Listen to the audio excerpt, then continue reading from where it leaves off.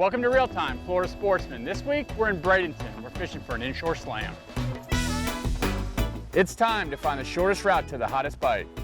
We scan the Florida Sportsman community looking for the best fishing reports and travel to make real anglers our local guides. Give me some of that! Together, we let you in on secret spots and hometown moves. That's what I'm talking about! Oh yeah, she's done for now. Pulling up to the flat, you know, this looked no different than any other spot. You know, we're running out in the middle of the river and all of a sudden we just stop in 5 feet of water. And she's like, oh, this is the spot. And I was, oh, really? This is it? But I tell you, a couple minutes into it, we're already hooking up the fish. All coming up on Real Time, Florida Sportsman. Chasten Whitfield, a 14-year-old freshman in high school, cheerleader, but probably more importantly, you know, a great fisherman. From a small fishing town of Cortez in the Bradenton area, has the fish dialed in this area. What's unique about Chasten is she fishes a lot of these tournaments, and the ones that she wins, she takes the money and donates it back to charity. Our plan was to meet Chasten and her family at a local ramp. Her parents were actually gracious enough to run the camera boat for us. So we launched the Triton, and you know, right at the boat ramp was all the bait that we needed. Chasten surprised me right off the beginning. You know, a 14-year-old small girl, you know, picks up a 12-foot net and hauls this net out there with the best of them. You know, most of my buddies can't throw a 12-foot net, so to watch a 14-year-old girl pick up a 12-foot, you know, quarter-inch mesh net and open the thing like a pancake and get, you know, the bait that we needed, that was pretty impressive. And I knew this girl was the real deal. She wasn't just somebody out there, you know, seeking attention on social media. This girl could fish. So the weather this morning, you know, we're a couple days before a full moon. Had a little concern. We actually were scheduled to fish later in the week, but knowing what the full moon can do to fishing, we've kind of changed our plans around. Made it a point to get here a couple days before the full moon. You know, winds were supposed to be light, but first thing this morning, we did have a little bit more breeze than we expected. All right, first thing this morning, Chasten Whitfield. You've already proven yourself to me. Throw in the 12-foot net so we know you're the real deal. We're sitting here in the west central section of the Florida Sportsman Forum, Sarasota Bay. What do you have planned for us today? What's going on? I'm gonna try to catch some redfish, trout, and snook. So you do something a little different. You're out here fishing a lot of tournaments every weekend. Tell people what you do if you actually win. I give the money back to the charity. And you're the real deal. You're actually winning a lot of these tournaments. I follow you. You do pretty good. Thanks. And you're, you know, which is great. I mean, to get the money back, and you're really big into educating as well, right? Yes. I want to try to teach the Girl Scouts how to like tie knots and throw cast nets and stuff like that. Now, how important is that nowadays? Get these kids out of the house, away from their iPads, you know, and what's really unique is, and what's great for you is you have the support of your parents, right? Yes. You guys live on the water, you're out here every weekend. Yeah, they have helped a lot. Like, my mom's like my momager almost. Your momager, that's a new one, I like that. All right, so we're on the north side of Sarasota Bay. You say there's a lot of trout in here. Let's throw some chummers, let's see if we can get a bite. Okay. You know, these small white baits, you load the wells up with them. You get out to these areas and you just start taking handfuls of these little chummers, toss them out there, and I'm telling you, if there's any fish in that area, you can quickly find them. Ooh, see that? Came back and got it. Oh, it's trout. Oh. Huh? I'm sure this place is loaded on these grass flats. They cannot resist those little white baits. Same limit over here, 15 to 20 inches? Yep. It's a male too, you feel him grunting there. Nice. You know, with chumming, you're out on this big flat and there's really nothing that you need small potholes, white areas that you can shoot for. But you know, when you bring in this element of chumming, it brings a visual aspect to it. You're starting to see these fish feed on the surface, you know, and it really gets you going. Uh-oh. Finally. Chad's got one. That's not a bad trout right there. Getting a little better.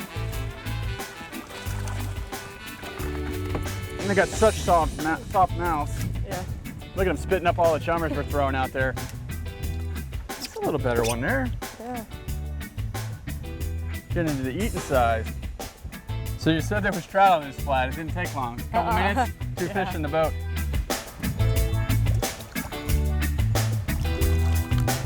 I wonder why. It seems so productive. What is what I'm doing. A little guy. What's your favorite fish out here to catch? I like snook. Yeah. Snook and redfish. I'm kind of biased to snook myself. Chasten was, she was throwing live bait. I decided to get the Gozdz minnow out, toss that out there, and get some fish on hard bait. All right, so the technique that they're really utilizing around here is just chumming with these white baits, little scaled sardines on these grass flats, and the trout are super aggressive on them, I'm gonna throw this little Gozdz minnow, just alike. It's perfect. Oh, blind squirrel gets one on the Spanish mackerel on the Gozdz. Look at that. Look at the teeth on that thing, man. We saw him back there slashing through the chummers. Threw that Gozdz minnow in there, it didn't take long. On the East Coast, we have a run of these things. Catch them all day long. Yeah, we did great at the first spot. Plenty of trout, some Spanish mackerel, like I said. But I was ready to move on. We had caught enough trout. I knew this area had more to offer, and I was ready to move on and look for snook and redfish. This segment is brought to you by Penn. Let the battle begin.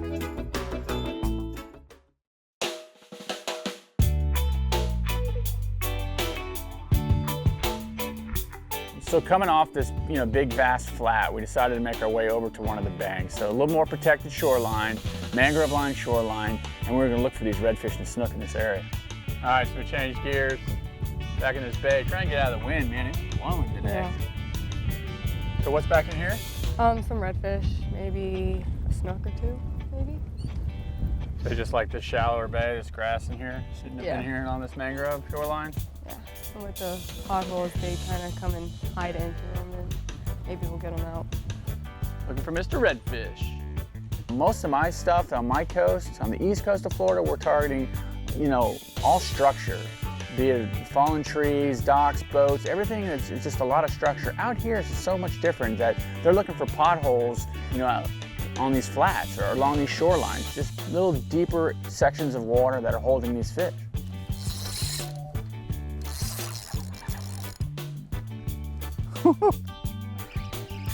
Tight in the weeds there.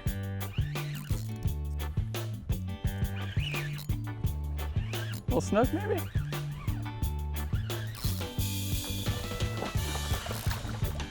Man, they are fun on that light tackle though. And a circle hook right in the corner of the mouth.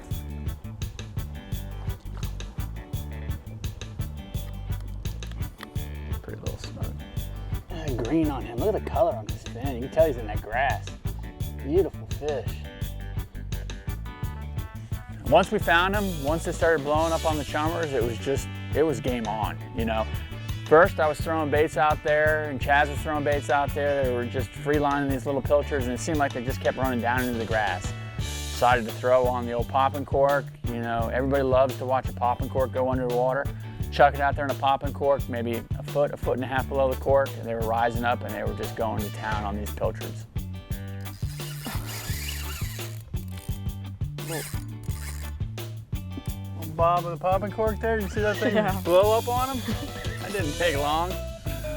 Pop that popping cork and boom! We just moved around a little bit in this cove and found a little deeper pocket. That's all it took. Just something a little bit different. Uh-oh. Uh-oh. Oh, he's all the way by those mangroves. Oh, great. Now I don't gotta worry about catching the fish, then I gotta worry about keeping them away from a porpoise. Yeah, like when we This is a big red. Yeah, they'll come up and tear your net open. This is a nice red right here. This is what we were looking for. Wow. That is a pretty fish. On that light tackle, man, you really feel him. Look at this fish.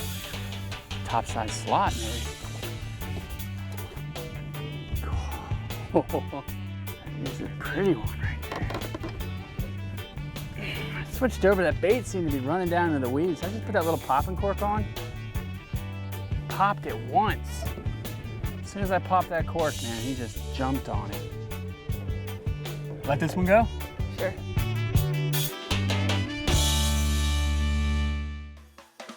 First redfish was bigger than I thought it was gonna be. I was expecting maybe smaller slot-sized fish, and this was a good fish. I was really happy to come over to this area, to the Bradenton area, to the West Coast, and catch a fish of this size. I know this area is known for it, but you know, to my first one of the morning, I wasn't expecting it. It took us a while to find this fish, and we finally found him in the corner of this cove. And it really wasn't much different, maybe just a little bit deeper water, but the fish were all congregated in this one area.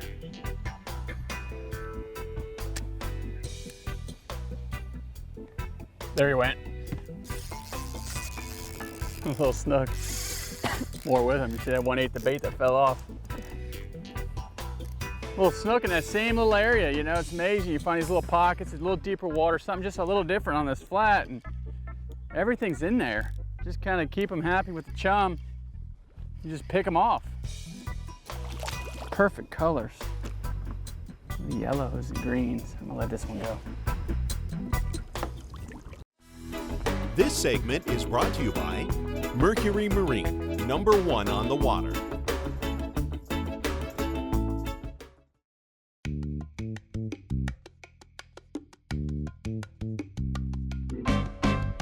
So pretty standard setup for this area. You know, 2500 series reel, 7/6 rod, 10 to 17 pound rod. This is just 15 pound spider wire. Got a piece of 30 pound fluorocarbon leader. Small little circle hook. Matched up perfectly for this 4-inch whitebait. Chaz fishes a lot of tournaments, and talking to her, it amazes me how many different tournaments there are over here. And typically in the past, most people think of tournaments as professional fishermen, but a lot of these are changing. You know, they're catered to more children, more, you know, to women divisions. And even the CCA now has one that's starting in May. It's 100 days long, you know, and you have the ability to win a boat, motor, and trailer if you catch one of 5 tagged redfish. So she's explaining this to me. This is a great opportunity as well with women and youth divisions.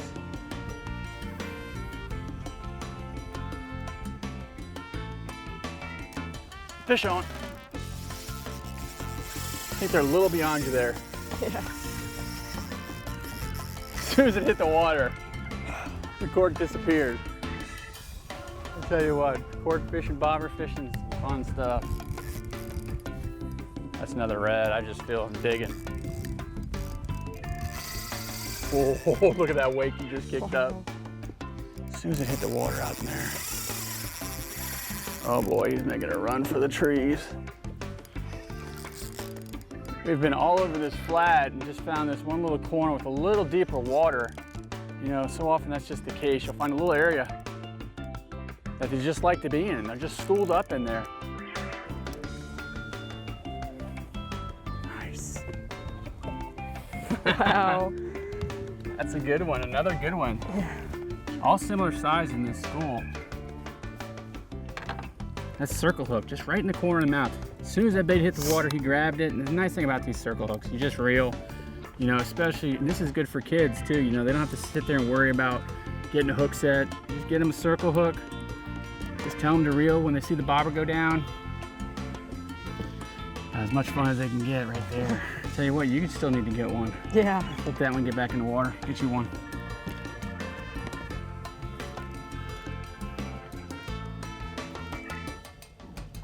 Pretty fish. Woo! Awesome, thanks so much. The great thing about these popping corks is that's why they call them popping corks, because you pop them, they make noise. And a lot of people just chuck them out there and let them sit, but really that's not really what they're designed for. They have that concave head, you give it a good snap, it creates a little disturbance on top of the water, gets the fish's attention, and that's exactly what happened. A couple clicks, pops, made some noise, redfish rose up, and off that bobber went. Yes. You got one.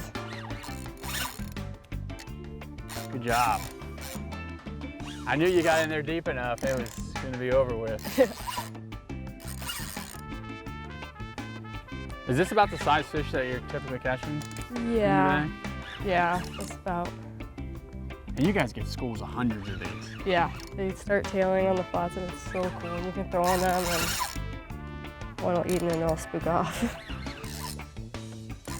These don't seem to be spooking off. We got them in this little corner here. And every time your bait gets in that little area, you get bit. It's a lot better than sitting in front of the TV, right? Oh yeah. Actually, this is a lot better than sitting at school today. Yes, Teachers, thank you for the excused absence. for the betterment of all kids fishing.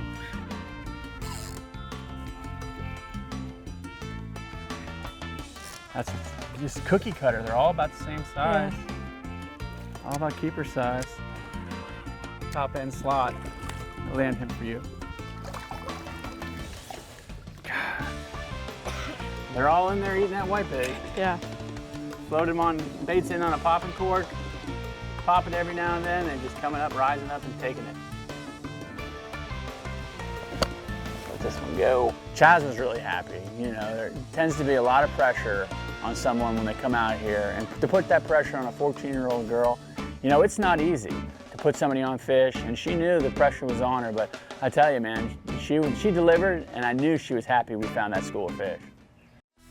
This segment is brought to you by Raymarine. Don't just go fishing, go hunting underwater with Raymarine.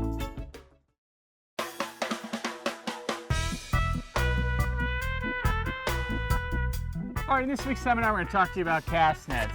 Today's show, we use an assortment of Missouri hard baits as well as live bait.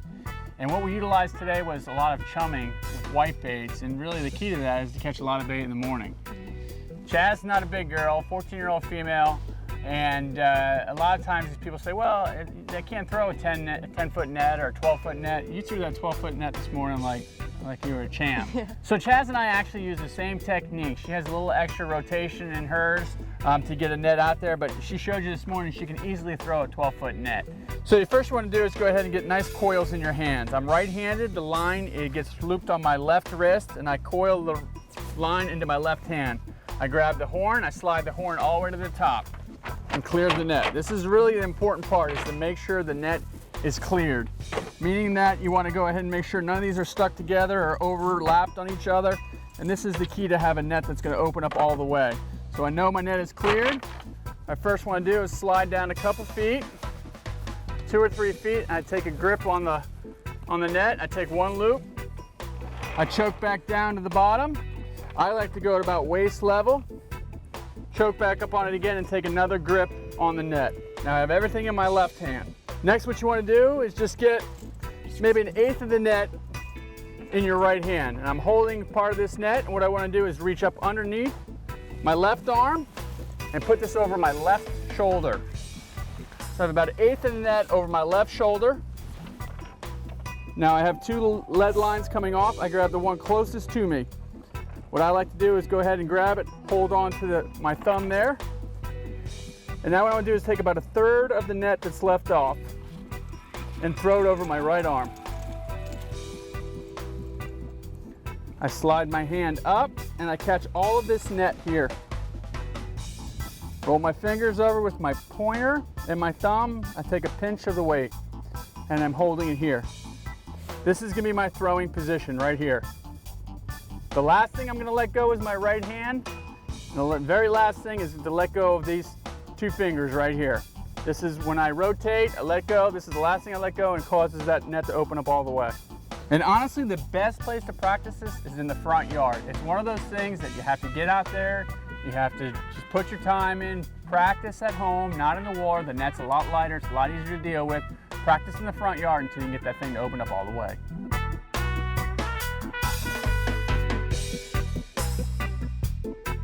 So, do you have any other friends that are like you out here on their own boats, or are you? Not girls. No? Are you the only one? Yep. You're the oddball out? Yep.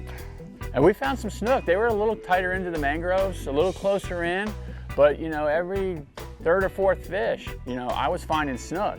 It took a while for Chaz. You know, she was looking for that, you know, completion of the slam, but finally she got bit, and she got bit by a good one. Ooh, ooh.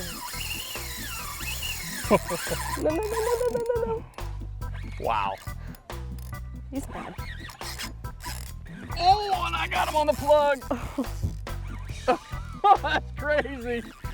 You're hooked up on the whitebait. I threw that Missouri over his head. Boom. Doubled up again.